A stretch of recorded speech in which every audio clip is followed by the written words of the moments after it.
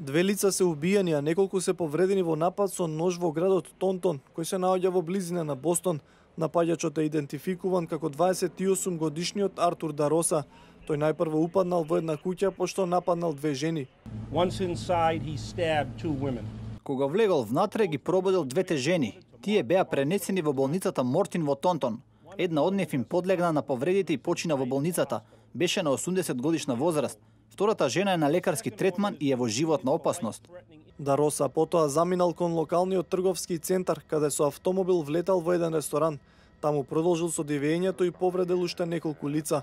На местото се нашол полициски службеник кој смртно го застрелал напаѓачот. All stabbing victims. Сите избодени лица се пренесени на третман во болницата Мортин со тешки повреди. Жртвата од ресторанот е 56 годишен жител на Тонтон. За време на инцидентот, заменик шериф кој не бил на должност, интервенирал и еднаш го застрелал Дароса. Тој бил однесен во болницата Чарлтон, каде бил прогласен за мртов. Да не била реакцијата на заменик шерифот, веројатно ќе имаше повеќе жртви.